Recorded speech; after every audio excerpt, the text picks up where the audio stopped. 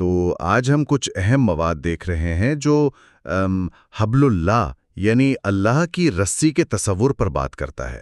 جی بالکل۔ آئیے ذرا گہرائی میں جا کر دیکھتے ہیں کہ یہ مواد اس اصطلاح کے کیا معنی بتا رہا ہے، اس کی اہمیت کیا ہے۔ جی، یہ ایک آپ کہہ لیں کافی گہرا موضوع ہے اور یہ قرآن کی ایک بہت مشہور آیت سے جڑا ہوا ہے۔ اچھا۔ ان ذرائع میں اس کی کئی پرتیں کھولی گئی ہیں، خاص طور پر ہدایت کے حوالے سے، اتحاد کے حوالے سے اور اللہ سے تعلق کے حوالے سے۔ تو پھر یہ حبل اللہ ہے کیا؟ مطلب ان اوراق میں کیا بتایا گیا ہے؟ یہاں تو لکھا ہے کہ یہ اللہ سے جڑنے کا ایک ذریعہ ہے، ہدایت اور رحمت پانے کا وسیلہ۔ جی، اور اس کی بنیاد جو ہے وہ بنیادی طور پر سورہ آل عمران کی آیت 103 ہے۔ اچھا، وہ وَاعْتَصِمُوا بِحَبْلِ اللَّهِ جَمِيعًا وَلَا تَفَرَّقُوا والی۔ بالکل وہی، یعنی سب مل کر اللہ کی رسی کو مضبوطی سے تھام لو اور تفرقے میں نہ پڑو۔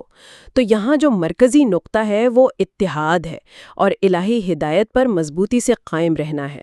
یہ دلچسپ بات ہے کہ یہ رسی کیا ہے۔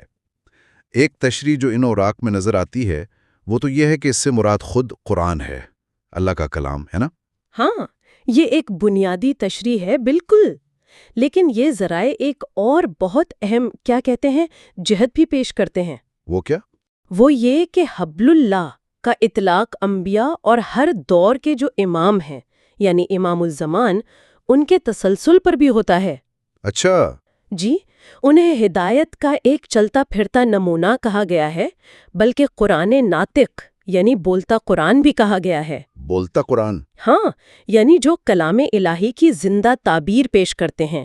یعنی یہ تصور صرف ایک مقدس کتاب تک ہی نہیں ہے، بلکہ ہر زمانے میں ایک رہنما شخصیت کے ذریعے یہ ہدایت جاری رہتی ہے۔ بالکل، ان اوراق کے مطابق تو یہی لگتا ہے۔ امام الزمان کو وہ ظاہری وسیلہ مانا گیا ہے جن کے ذریعے ہدایت تک رسائی ممکن ہوتی ہے اور جو امت کو آپ کہہ لیں جوڑ کر رکھتے ہیں۔ تو گویا اس رسی کو تھامنا ہی اصل میں تفریق سے بچاؤ ہے اور معاشرے میں حقیقی اتفاق اور قوت کا ذریعہ بنتا ہے۔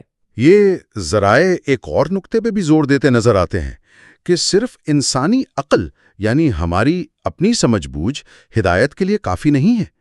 اس خدائی رہنمائی، اس حبل اللہ کی ضرورت ہمیشہ رہتی ہے۔ صحیح کہا آپ نے، بالکل۔ یہ جو مادی دنیا کی پیچیدگیاں ہیں نا، ان میں روحانی سمت یعنی اسپریچول ڈائریکشن برقرار رکھنے کے لیے اسے لازمی سمجھا گیا ہے۔ صحیح۔ اور مزید گہرائی کے لیے ان اوراق میں قرآن کی کچھ دوسری آیات کا بھی حوالہ دیا گیا ہے۔ ہاں، میں نے بھی دیکھا، جیسے سورہ آل عمران کی 101، پھر نساء کی 146، المائدہ کی 51 اور 55۔ جی، اور سورہ حج کی آیت 77 بھی۔ یہ سب آیات اس تصور کے مختلف پہلوؤں پر روشنی ڈالتی ہیں۔ تو خلاصہ اگر کریں ان ذرائع کی روشنی میں، تو حبل اللہ صرف ایک استعارہ نہیں ہے، یہ ایک بڑا جامع تصور ہے۔ جی، جس میں اللہ سے تعلق بھی آ گیا، قرآن کی رہنمائی بھی، اور امام وقت کے ذریعے ہدایت کا تسلسل بھی، اور سب سے بڑھ کر امت کا اتحاد۔ بالکل، اور یہ بات سوچنے پر مجبور کرتی ہے کہ جب یہ مواد ہدایت اور اتحاد پر اتنا زیادہ زور دے رہا ہے تو آج کے زمانے میں اس رسی کو مضبوطی سے تھامے رکھنے کا عملی مطلب کیا ہو سکتا ہے؟ فرد کی سطح پر بھی اور معاشرے کی سطح پر بھی۔ جی بالکل، یہ ایک اہم سوال ہے جو یہ اوراق ہمارے سامنے رکھتے ہیں کہ آج ہم اس تعلیم پر کیسے عمل کر سکتے ہیں۔